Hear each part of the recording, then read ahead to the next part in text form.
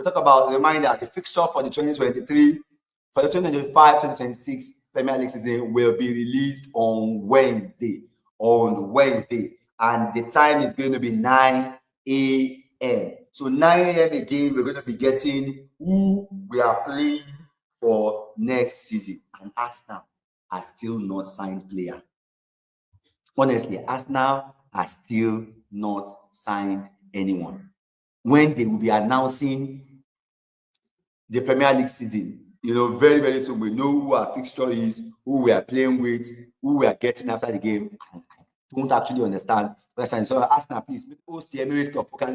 Arsenal will host the Emirates Cup on August 9th and 10th this summer, with the fixture dependent on the Community Shield date kickoff time. It is likely Arsenal will also have another preseason friendly at the Emirates. Now, big up everybody. Don't forget, we are going to be doing the watch along for the preseason, the one against AC Milan, in the next 20-something days. I'm going to try to find a way to so I can always keep us updated concerning that. There will be a watch along here, live watch along against we'll try to see if we can get the games.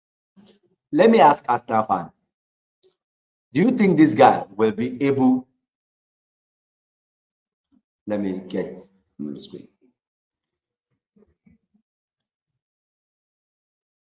Can this guy bench Miles Lewis-Kelly? Who should be starting? Miles Lewis-Kelly or this guy? Do you think if this guy is fit, let's assume we pardon him for the previous season, for the season that has gone, because basically he got injured, he had injury and he could not continue. Let's give him that one. He had a terrible season because of injury. But let's assume he's fit. Who starts for you? Let me know in the comment section. Calafiori or Miles Lewis-Kelly? Who starts for you? Calafiori. Left for me. I think my case, this is what I feel. I think Calafiori can cover for both central defense and the left back position, right?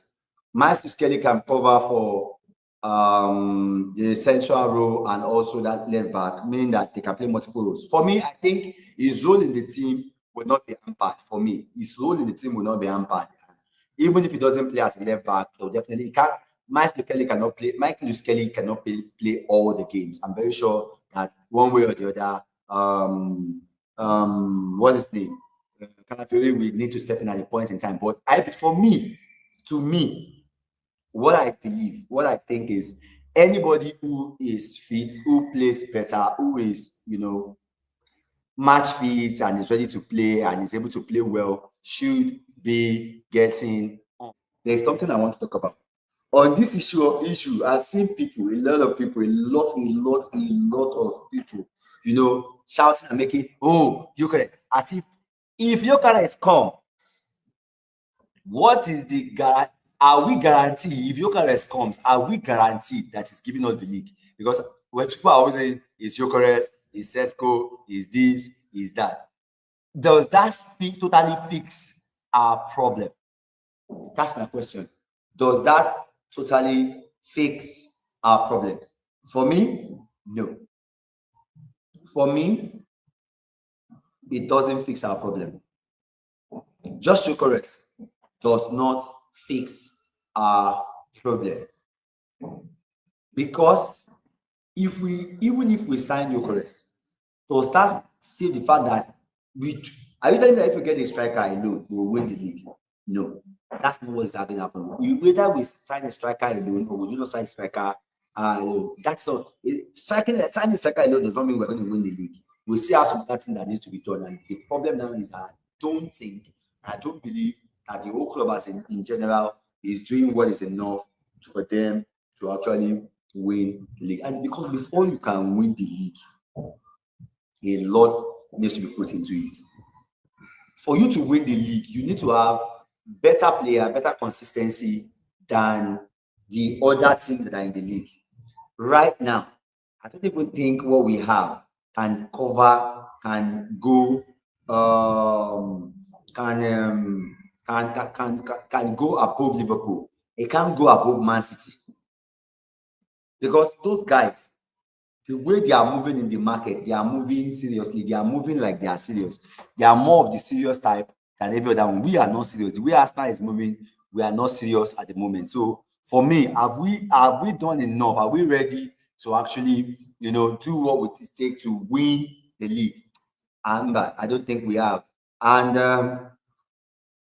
but the fact that people are always acting like, oh, sign your Eucharist and you win the league, that's one thing I don't like.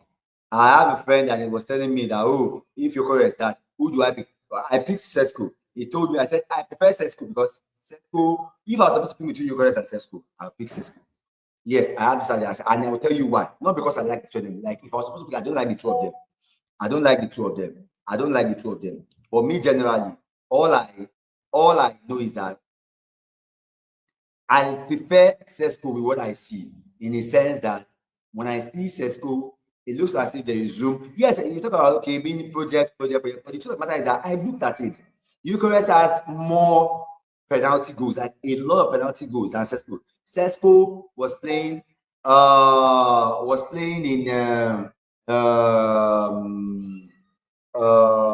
in a front two, and Eucharist was yet the only one, and Eucharist was the only one that was actually striking for FC Sporting. But the truth of the matter is that Ancesco and Eucharist and the rest of them, I'm not actually impressed with both of them. But if I was supposed to pick, I would still pick Sesko. But at my own, I prefer Victor Osimhen. If me personally was supposed to pick somebody, I would pick Osimhen. So I'm not really keen on this Sesko and Eucharist of the thing. But if at all we are not supposed to pick a striker, out of the two of them, I'm sorry, I won't go for. I'm just sorry, I won't go for Sesko. I know a lot of people like Eucharist, but I just feel like the risk is too much. I just feel like the risk is too much. And then, well, but for me, but let me say this now. Like, despite what I say it, I'm going to support anyone that we, get on. Whoever we get on, I'm going to actually back that particular striker, and we are going to, hope that we get something. What is important to me is Arsenal doing well. This way, but let's just there. First Eagles coach and ex-Juventus star Sunday Oliseh has questioned the continued leadership of Ahmed Musa as Nigerian national team coach.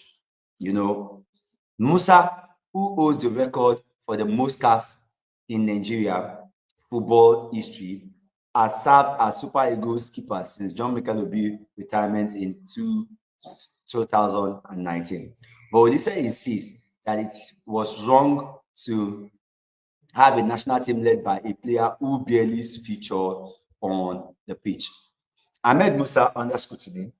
This I want to call an anomaly, and it started when we started having on the pitch, on the bench, sitting captain. Oliseh told Channels TV in a frank assessment, you don't have that. You can't have your captain sitting on the bench. In other words, you have to, what you're saying is an assistant that is leading the team. Super Eagles' role is the most important role in Nigerian football. Since assuming the captain armband, Musa has led Nigeria to 2021, 2023 African Cup of Nations, but saw little or no action in either of the tournaments. All those tournaments, former Watford defender William Chukwuemeka was de facto on the bench. He was the captain wearing the armband throughout most of the matches. Meanwhile, Musa remained unused substitute. After missing out in the during the 2004, Musa was recalled by new head coach Eric Chell for the Unity Cup friendly in June. He made a brief appearance as substitute against Ghana, and Nigeria defeated both the Black Stars of Ghana and Jamaica Reggae Boys to leave the friendly tournament. Chile, who was appointed in January, has so far enjoyed an unbeaten start to life at Super Eagles. Now, let me just say this concerning Ahmed Musa. Now, there's one thing I don't know why the about Ahmed Musa. I don't know what the manager has in mind and why he decides to keep Ahmed Musa in the team. But for me, I don't even know what he's doing actually. I think he said this. I believe this time his tenure is done with the Super Eagles. I think his tenure is done with the Super Eagles, and things will change. So why Sunday? I know Sunday will says right. He shouldn't be the captain. Well, for me, I just think because he's being called, he will be literally be the captain. There's no way, you cannot just leave him off the captain like that. The only time I've said, I think Musa should have just retired. Like he should have just retired from the national team. Musa should not just be in the national team. He shouldn't be called again. In fact, I remember when his name was listed in the Unity Cup. I don't know why. It's like, to me, it looks like it's waste of slots at the moment because he's not even playing active football anymore. It's like you call it. If you are calling Musa, why don't you call Brown Day? Why don't you call Brown Day? Why don't you call? You can't always have all of them. Those guys have served us and they have done. So there's no way he should be. For me, he shouldn't even be in the team at the moment because he has not done enough to actually. That's the Super Eagles. See, let me tell you something. We have a lot of players. We have qualities enough. I was just talking about it in one area now. Why would you be having Ahmed Musa start in the game waiting this? You can get there are some other guys that are in the Nigerian Premier League who needs this exposure.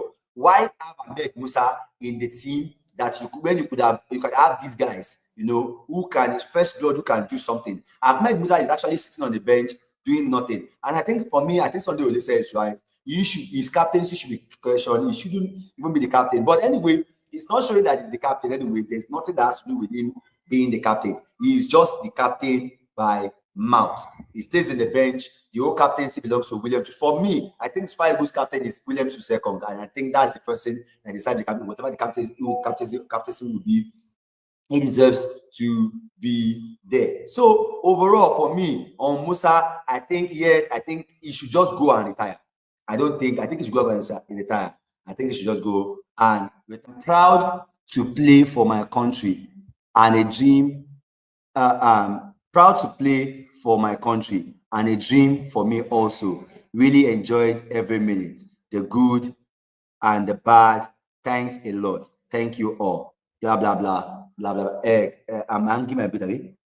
Hanging boots. Probably maybe he's just joking, but there's one thing about Victor Boniface. I don't know. Well, he's a very good lad. I don't know. He's a very good person. Me personally, I like him. Personally, as a person, I'm okay with him. I don't have any issues with Victor Boniface. He's a very good person.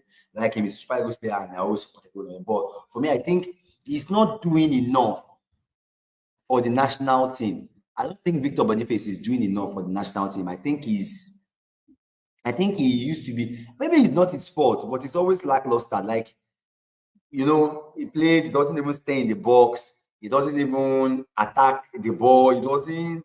I don't know.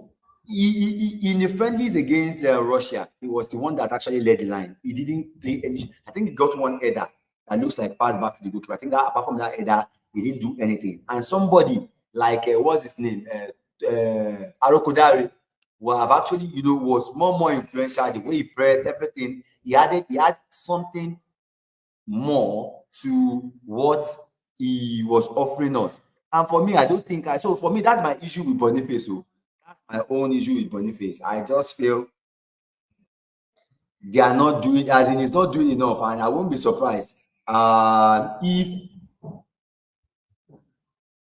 he sits on the bench for me. For me at the moment, he's in the same category with what's his name? Kelechi Iheanacho. For me, he's on the same category with Kelechi Iheanacho. So for me, I don't think, for me, there is no way. I'm not going to believe that he has not done anything to earn his stay in the team at